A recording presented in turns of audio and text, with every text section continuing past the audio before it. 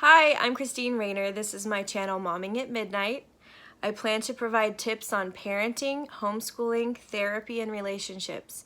So if those are topics of interest to you, you might be up late, like many of us, still momming at midnight when our kids are asleep.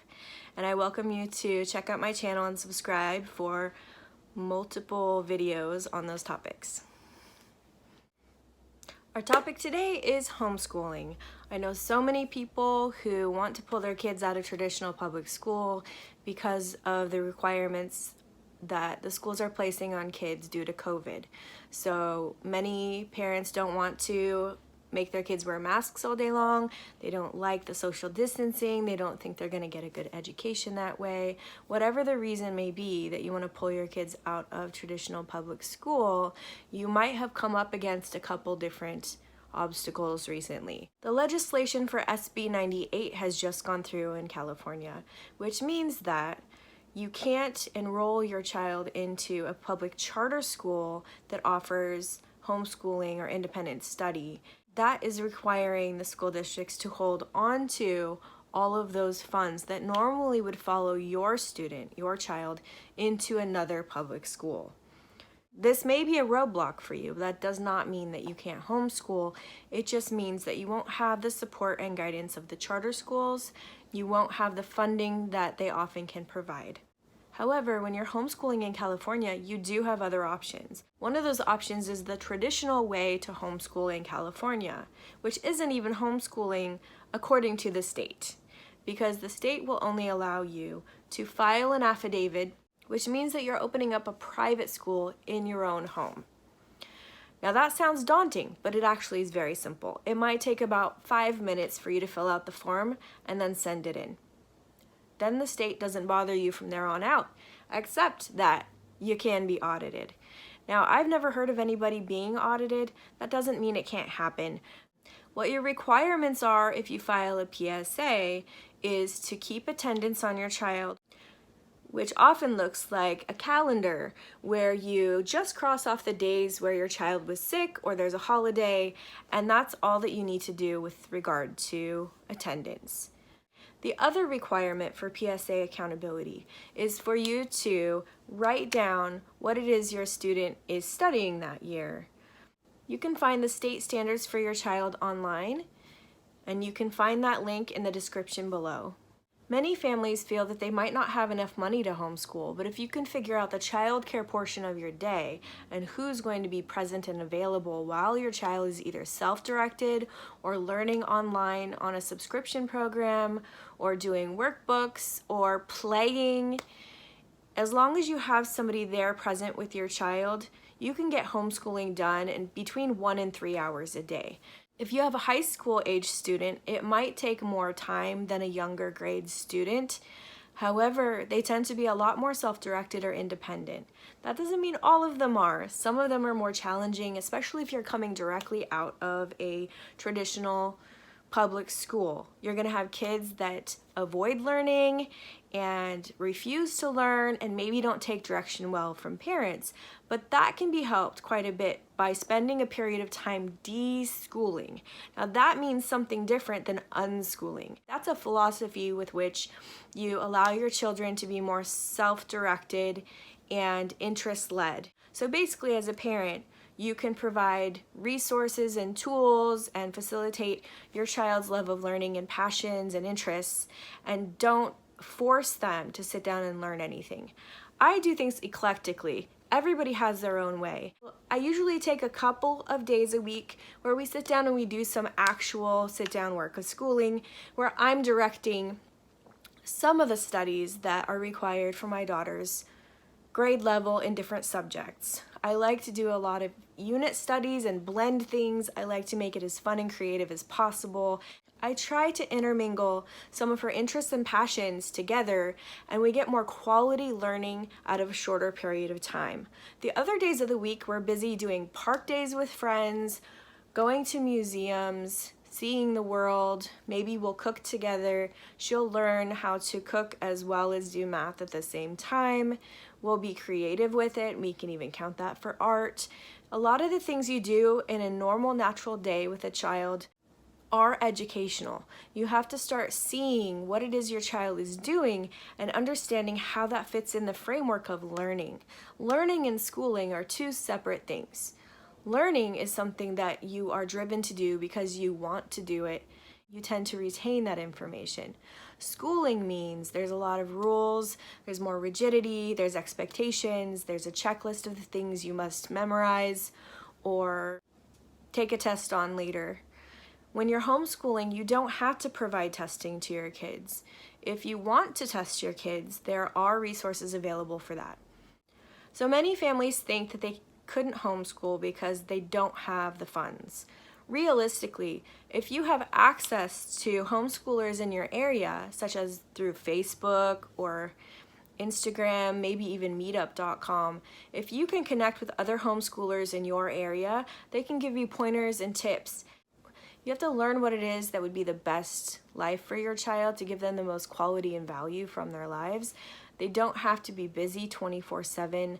The more you let them direct their own learning, the more they will like to learn and the easier it becomes. If you have access to mentors in the homeschool world, they can help you sort out what resources and curriculums you can have access to for free or very little money. I set up someone's homeschool curriculum recently. A Facebook friend of mine, she asked me for help.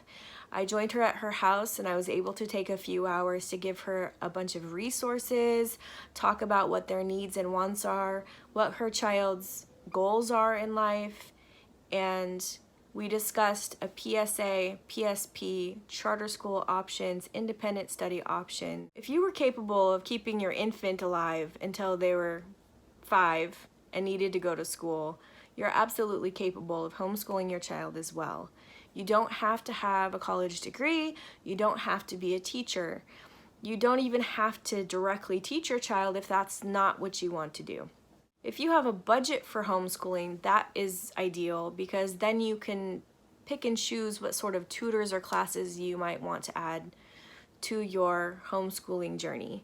If you are using a public charter school, then you can utilize those funds for classes, materials, curriculum, sometimes field trips. Those are very helpful resources to give your child a really nice, well-balanced life.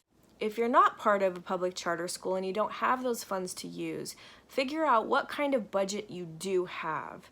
Don't think about what you can't do. Think about what you can do. You might only have $40 or $50 a month that you can scrape up to make something happen, and you might think that that's not enough money. It really is. I'll include some of my favorite resources and subscriptions below. Please reach out to me if you need support in setting up a homeschool program. I'm available online and by phone. Sometimes I can come to your home and help you set up the homeschool curriculum and resources you might need to get started. But it's a journey. You might start at one location and end up somewhere completely different. It's all about trial and error. The more time you connect with the community and look at what resources are available and see how your kids are responding to those materials, the more you'll be able to work out what their needs are, what's the ideal situation to have their best lives. Many people follow the state standards of California or whatever state you're in to give a backbone to homeschooling your kids. You are absolutely welcome to do it that way. And there's also such things as box set curriculums, full curriculums that are set up for you. They are sometimes expensive. You absolutely don't have to use those.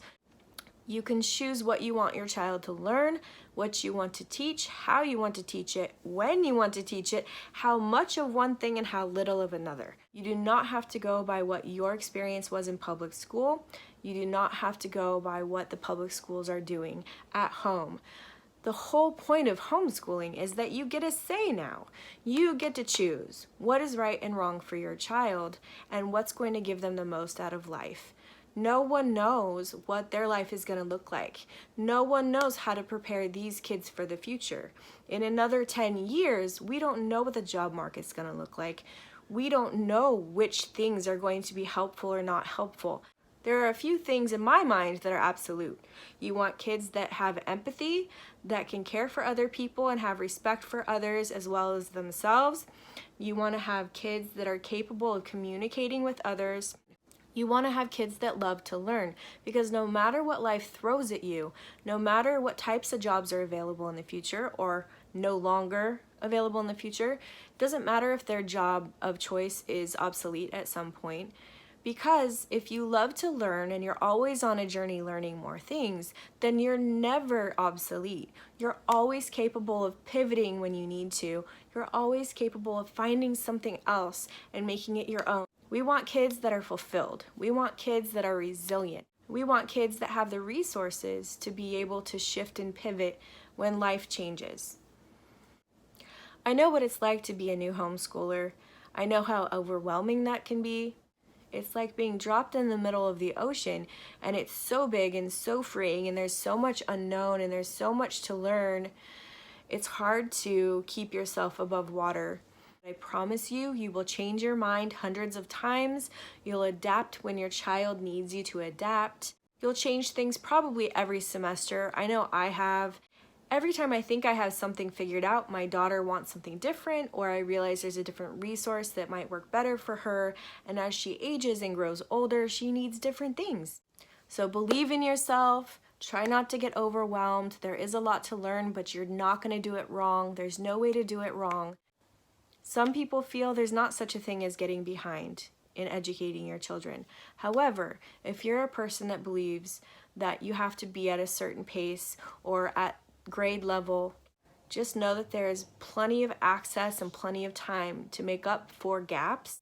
If you feel like you've gotten behind in something because maybe it's not your favorite subject or maybe it's not your kid's favorite subject, that is okay. Developmentally, every kid learns different things at different times in their lives. I hated history at one point. Now I love it.